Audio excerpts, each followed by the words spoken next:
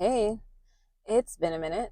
It's me, Samantha, and I kind of wanted to get on here and I got a lot on my mind about the state of the tech industry, the economy. I'm not an economist, by the way, but as a software engineer who is going through it, I got a lot on my mind, and I just wanted to record something where I just like got all this stuff off of my chest and like I don't know, maybe you could relate. Maybe someone else understands where my head is at or has some answers for me because I definitely don't have the answers. So if you came here expecting for some answers, we're just gonna yap it up right now. Yeah, I guess where do I even begin? I feel like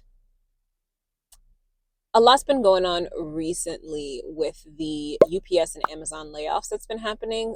Thousands of people laid off. I've been hearing dialogue about it. Some of it I'm just like, I just have so many questions. I just have so many questions. For one, I think we went from now my industry as a software engineer being in tech, we've been having layoffs for a long time now. But I think now we're starting to see layoffs in middle management, corporate. I mean, I've seen project managers get laid off 2022, 2023, and like mass layoffs and stuff, but like it was usually like more engineers at that time because I feel like when the company that I worked for was previously getting having a lot more rounds of layoffs, it was because they overinflated during the pandemic.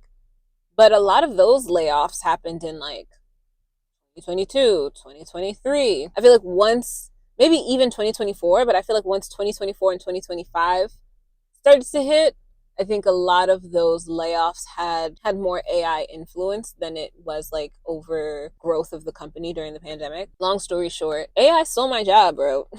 It's coming for years too. No, I don't know. I don't know if I actually believe that. But what I do feel like is a toll booth operator when Easy Pass came in.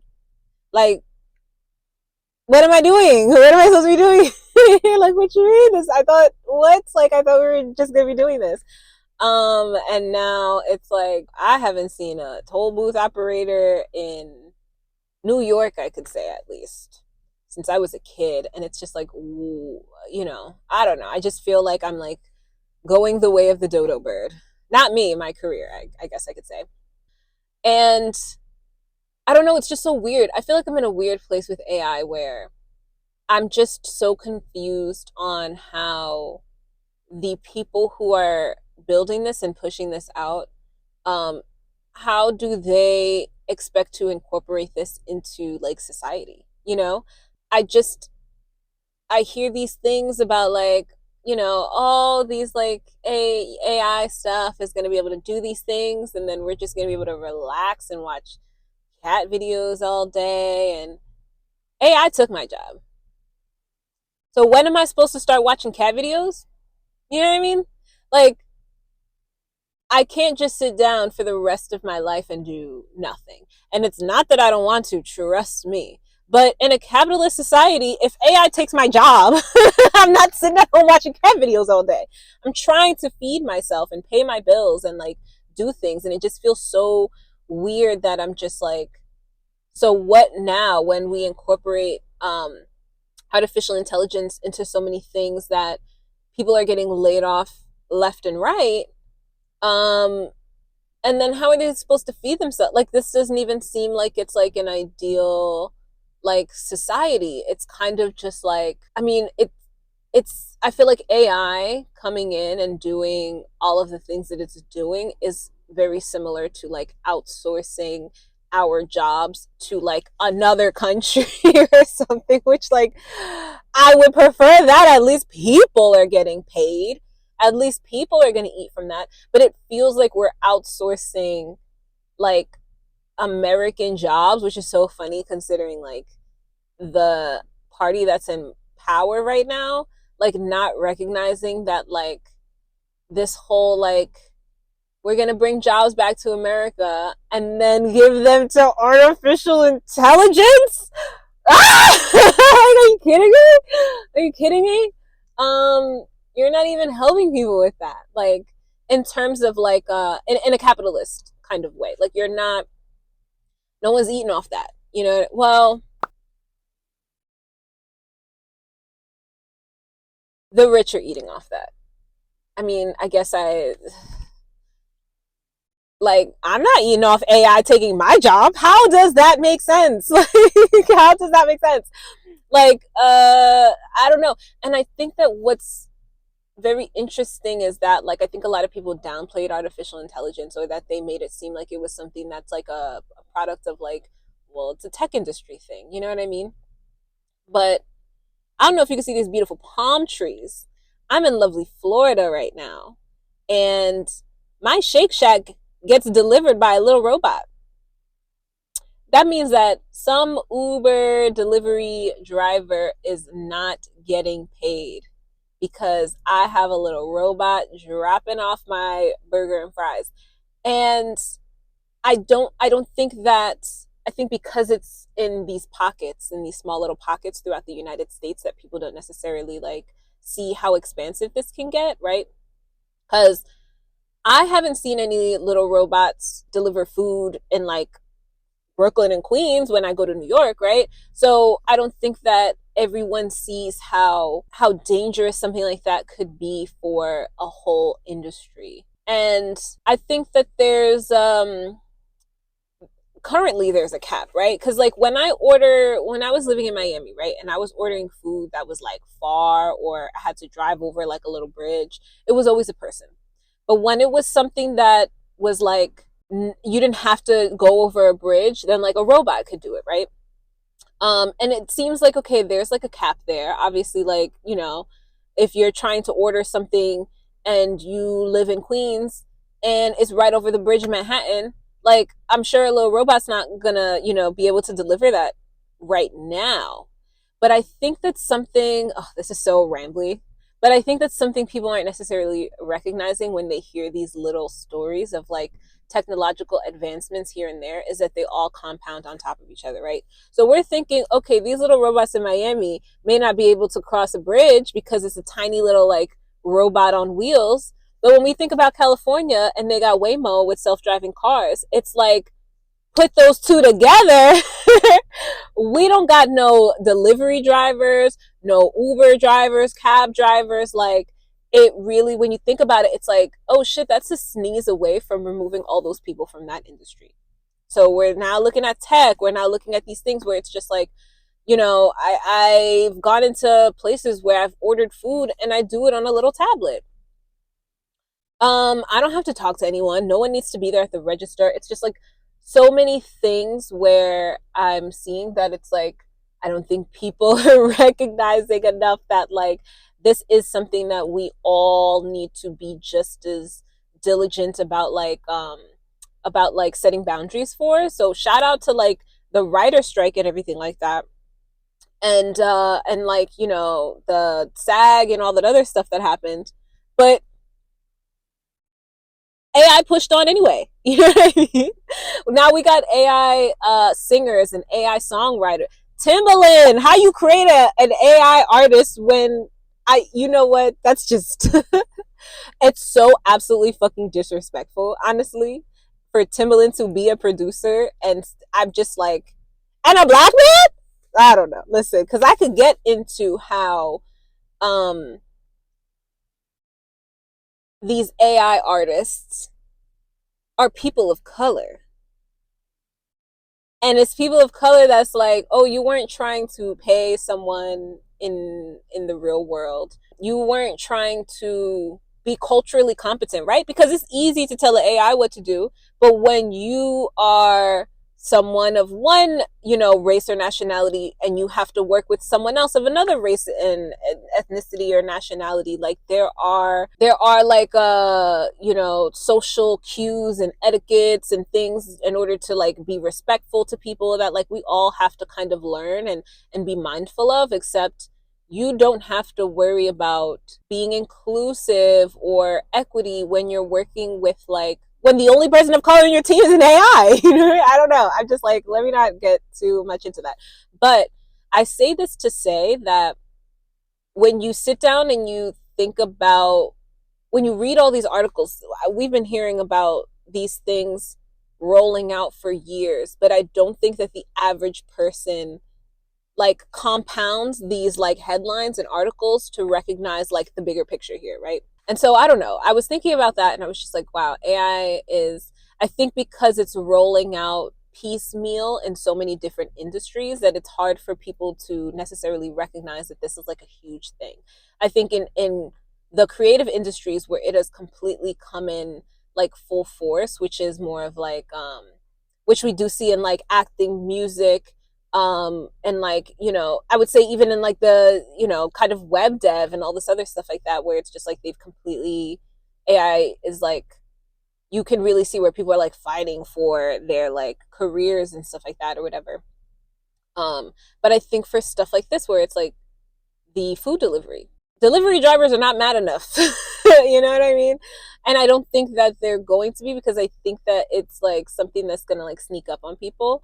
And I'm just hoping that we all get to, I'm just hoping that regulations get put on to these things like sooner rather than later, cuz I just like, I'm seeing where like this is just going to be bad. Like I can't imagine how like AI consuming more of our everyday life is going to make things better for us in a capitalist society. Either that or we're going to have to be socialists, because if I don't got a job, if I don't got a job and you don't got a job and he don't got a job and she don't got a job, then what the fuck are we all doing? What are we all going to be doing all day? And like not living well, because we won't be able to buy anything or eat anything or pay for rent because you don't have a job, or like, I don't know. I'm just listen. So where am I now, right? I don't know. Initially, before all of this was going on, right? When really started like the 6 months to change my life challenge or whatever, I was and still am honestly like applying to tech jobs and stuff like that. But I feel like I am just going through the motions, right? Because I know that a good majority of these jobs are ghost jobs. And my thing with that is the audacity to still conduct interviews that are like 4 steps. Talk to the recruiter, do the coding challenge, talk to the team, you know, talk to the manager. Then it's like, oh, then you got to meet with the head of the company. Excuse me? For a ghost job? You're not going to hire me anyway. And it's like when you're on like LinkedIn and these other sites long enough, you see these jobs close up and open back up in a week. And it's like, I just applied for this position. I see it in my job tracker. And now it's saying that this exact same position is a new, like a new position that they're putting on LinkedIn. Like, oh yeah, this new position. They just put it up, you know, yesterday. Yesterday, I applied to that job 2 weeks ago. What are you talking about? Like they'll remove the posting and then put it back on LinkedIn like it's a brand new job. And I'm like, oh, you want to drive me mad? Okay. So it's I'm a little disheartened by even going through the process, because even when recruiters hit me up, which they still do, it is like, is rigmarole the right word? It feels like it's just like all a facade of just like, okay, we're just gonna go through the motions. And especially as a recruiter, like, you have a salary. You have to show that you're like doing shit. Whether it's like a value or not. Like, you could definitely just be like, yeah, I spoke to these like, you know, 6 engineers today and like only one seemed cool. And then they go through the interviewing process just to like not, I don't know. It's just, the idea is absolutely exhausting to me, to know that there aren't really any jobs out there anyway, and it's just like you're going through the motions. At least if I'm gonna go through the motions, let it be one fucking interview. I gotta do like 4 interviews, and I know you're not gonna hire me, and then I gotta do 4 interviews to the next job and the next job and the next job and the next job, and it's all ghost interviews or all ghost postings. I mean, at that point, like, the disrespect of wasting my time versus just saying that you don't have any job openings, like, I think I'm lost on like the facade, right? But I don't own a company, so I don't know why. I guess it's supposed to like show that there's growth. It's obviously not real, but I think that it's supposed to like be like a fake measure of like growth or something like that. Or that it could also just be that they just want like a handful of um like a stack of resumes on standby just in case, like someone leaves or something, and they're like, we can just pull from these people that we've already pre-interviewed and everything like that, but we just didn't give them a job, and then we'll just reach out to them and like try again. And it's like, I'm tired. Like, I know y'all not laying off everybody and then still have the nerve to make the interview so hard. Like, this is not worth it. Like, it's not worth it anymore. So I don't know. I'm really trying to figure it out, right? Because I'm not married to this like career field, obviously, and I'm not hard headed enough to think I'm just gonna stay in tech while all of this is going on. Like, I'm okay. Like, show me the way and I will go that way. Like, I am not going to sit here and go down with the ship, baby. Like, and we already sing it anyway. I mean, I'm already like, paddling for dear life. Just put me in the lifeboat at this point and just take me back to mainland, because I'm not trying to do this. I'm not out here with y'all no more. Like, I'm sorry. I've been like waiting in the water and I'm tired. So, what was I thinking, right? Initially, I was like, okay, well, these private jobs, these private industries, like, obviously not secure, not, there's no union or anything like that. Anything could happen at any point, whatever. So in my mind, I was like, well, I've worked a city job before. I've worked a government job before. So I lived in New York. I am a New Yorker. I was born and raised in New York. And I worked for the Department of Education for like 7 years in my like early 20s or whatever. Not even early 20s, because it was 7 years. It was my 20s. Um, and I wasn't getting paid that much. It was very like the income was trash, right? But it was a secure job because I had a union, and my union would always fight for me. Even if I didn't have nothing to fight for, they'd be like, nah, like, you should do that. And I'm like, okay, like, I like my job. Like, things are chill. And like, even in my 20s, there were certain things that I probably just didn't fully understand. And my union was just like, them being there was very like critical, even for someone who is in their early 20s, who doesn't like, sometimes you just don't even know what to ask or what to say or what to do, and then you have the union being like, make sure you do this, make sure you do that, and if your boss says this, then like reach out to us and we could tell you what to do and all this other stuff like that. So first thing in my mind was, I was like, shoot, I'm gonna just go back to a city job or a federal job or a government job. Woo wee, the top of this year confirmed to me that those jobs aren't even secure. Because I don't know if y'all remember, even before this government shutdown that's happening right now, at the top of the year, they were cleaning out like these government jobs, and so many people got laid off. And I was like, whoa, that's crazy. Because I know that private industries, like tech companies and stuff like that I was working for, can lay you off at the drop of a hat, right? But they pay you so much, and you get stocks, and you get this, and you get that, or whatever. But like, you're not finna lay me off from a government job and I'm not getting paid nothing. The point is the security. Like, the point is that it's secure. I have a union, I have this, I have that. I shouldn't be getting laid off. Like, and I think that really like solidified that I was like, even like government jobs and like these like, public places aren't necessarily like safe either. And I definitely thought that they were more safe. I mean, I knew that you didn't get paid as much, but I figured that they were just a more secure job. Nope. Nope. And that was before the government shutdown. So now the government shutdown happened and all these people didn't get paid. And I mean, granted, like, it's my understanding that people will get back pay. I heard some people say they won't. I heard some people say they will. I have no idea. But that's a long time to not get paid in a job that's supposed to be secure. I don't know. I just feel like there's absolutely no security for anyone who is trying to like get shit done. So I didn't feel like going the way of government jobs again feels very secure. I mean, at the end of the day, like, we're getting to the point that I'm just like, what I get is what I get, and we'll just move on from there. But at the same time, I do feel like I'm just like, I miss having a choice in my career. And like, I miss when they had like positive attributes. Like, these jobs are not like, uh, they're not giving good job anymore. You know what I mean? They're just like, okay, here we are. Now, I have personally been listening to a lot of podcasts, reading a lot of articles, just keeping my ear to this kind of information.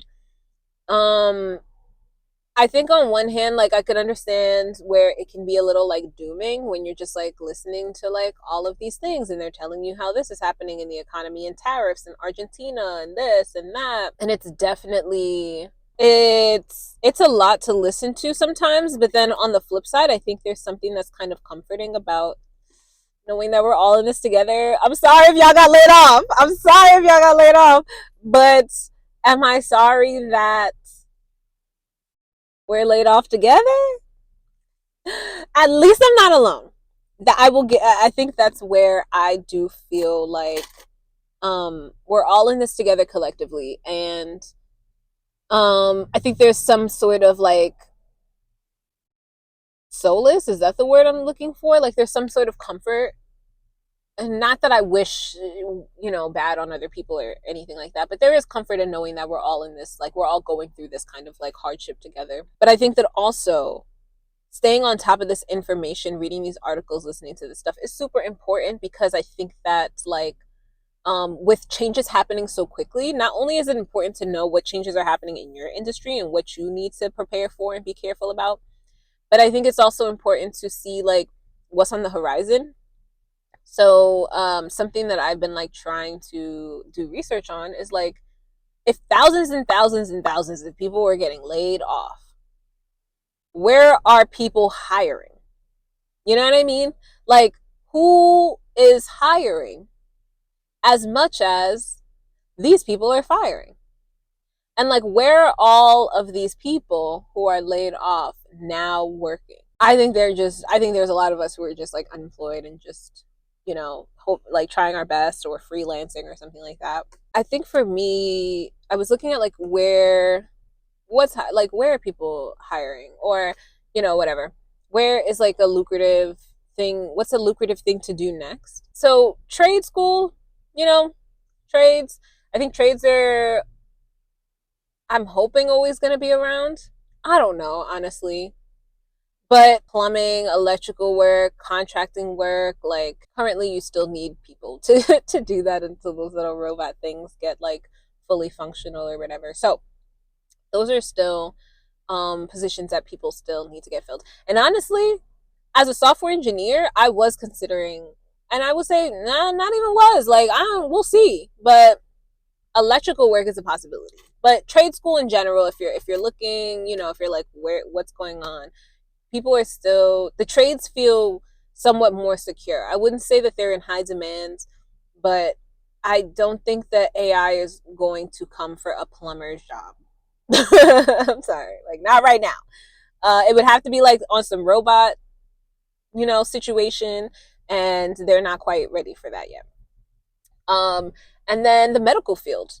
The medical field is growing, I heard, or hiring, and it's mostly because the boomer population is such a huge. I mean, hello, boomer, like that was the baby boom. Okay, so there's so many of them, and they are now hitting the point of being elderly, and because like they got most of money right now, it's definitely not millennials. It's definitely not Gen Z, unless you're a social media influencer. Like boomers are getting older and they have like more of the money as a generation. So healthcare is it has jobs because they need, these older people need doctors and things, healthcare stuff to be taken care of.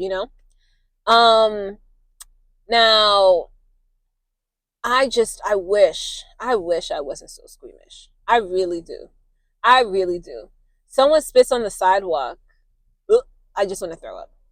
Someone picks a juicy booger. I want to throw up. Wet fart and I smell it. makes my stomach hurt. I don't want to, I can't do blood, I can't do pus, I can't do just any excrement, anything. Just keep me away from the human body, honestly.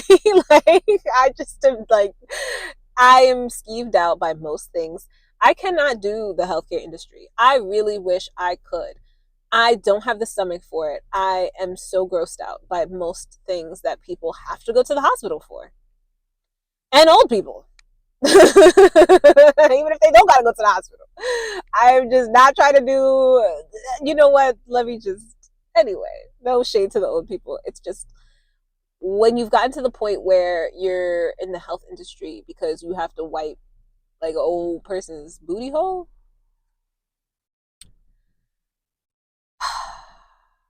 I I personally would rather go broke. But that's an option for you. I'm gonna be honest with you. I'd rather start than work in a hospital. If I'm gonna be honest with you, but we're not gonna go there. We're not doing that. But there are more. I would rather start doing illegal shit than start taking care of people in house. I just can't. I don't have the stomach for it. I would literally be throwing up every single day. I have a homegirl who's a nurse who tells me the stories of the things that happens in the NICU and PICU, which is essentially the pediatric ICU and the newborn ICU. Oh my God, this stuff are nightmares. She'd be telling me stories that I can't get out of my head, and I'm sure she's moved on. And I'm like, girl, I still think about that kid that whose head was da da da, and you told, and I'm just like, these things stick in my mind. You know what? I don't even know how we got in this. Anyway, I can't do the medical field. Don't even. Um, so I don't know. I feel like I feel like I'm trying to figure out what the plan is. I don't know if like I don't know if anyone else has anything else sorted. I just wanted to kind of come on here and like get all this stuff like out of my head. I don't know. I guess like next steps, right? What would be I can't just sit on my hands. So what's, you know, the truth is like I am doing a lot of research. Like I said, I'm reading a lot of like articles and stuff like that and trying to figure out like where people hiring, like what industry is like, you know, profitable. And I think that I'm holding out hope that something will blow up that's like a new industry that we didn't really like think about in the same way that like software engineering like blew up so quickly and it was like, "Oh, what the hell?" You know what I mean? Like I didn't even I'm hoping that there's just like another random career field that is just like, we really need these people. We really need a lot of people to do this thing or whatever. But until then, I'm questioning like, do I go back to school? I don't know. I do have my bachelor's degree in business management and economics. But I might have to go back for something. And that's either like going back to like a 2 year 4 year academic institution or a trade school potentially, like just school in general, like just there's something I just need to like learn a new skill, and it might be that I just need to like take some time to like go back and do that. I don't know. And that's definitely a privilege. I'll say that. I do have the privilege of being able to live with family. So I have the ability to say if I wanted to go to school, okay, let me go back. Right now I have no idea what I would even go back for. I'm just what would I don't know. So that's where I'm like I'm still doing research, but we'll see. And then from there, I guess like the big, you know, plot twist of it all is I'm moving. You know, when I came out here to Florida, to like the South Florida area, my job was remote, and it was a New York company that I just decided, hey, you know, it's a remote job, so I'm just gonna go to Florida. But the truth is, like, there aren't really Florida jobs out here. And especially where I'm at right now, I could way more easily go back to New York and find a job, even if it's just a job. I'm a native New Yorker. My whole family's in New York. Almost everybody that I know is in New York. So I'm like, my community is like New Yorkers, and I think that like in terms of networking and all this other stuff, it would just be like easier for me. So that's a big change that I'm doing. I am essentially moving back home. But shout out to home being like New York. Sorry for people that gotta move home and it's like the middle of nowhere. I can't imagine, and I know that that's like really tough, especially if you're looking for like career aspects. But ironically enough, I'll be moving from a place that has little to no jobs to a city. I can't even say, well, where I'm at right now is like the middle of nowhere. So there are little, I'm still in South Florida, but there are little to no jobs out here that I can find right now in the vicinity that I'm at. Which is no longer Miami proper, just in case you're curious. So yeah, I am kind of just like out in the middle of nowhere. But I think moving back to New York is definitely just way more like lucrative in terms of just like, even if I make a career change, it'll just be easier for me to make a career change in New York personally. But that's just because like it's not only my home, but it is like the most like populated, like divert, like it's just like I don't know. I don't know. I think that like I'll it's what I probably need right now, honestly.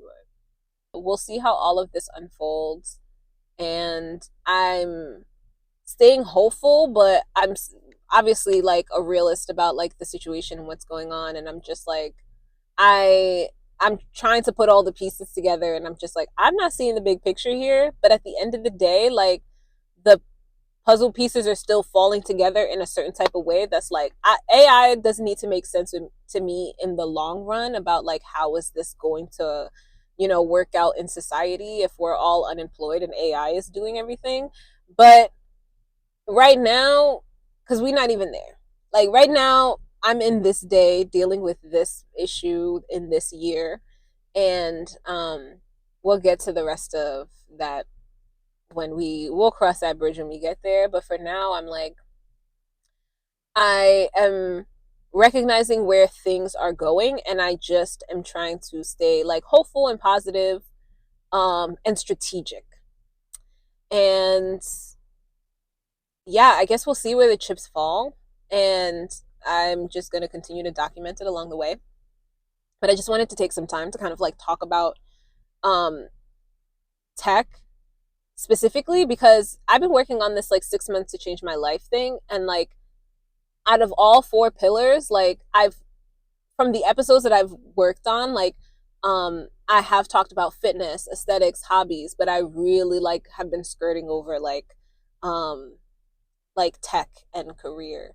And I was like, I really need to sit down and like unpack this, but it's just been weird because so many balls are in the air. Like I've genuinely, you know what I mean? Like, I don't know. A part of me is just like, I don't want to, I really wanted things to like settle down before I really tried to like um, to like discuss like my career a little bit more. But like, all the balls are in the air, seriously. I have no idea what's going to happen.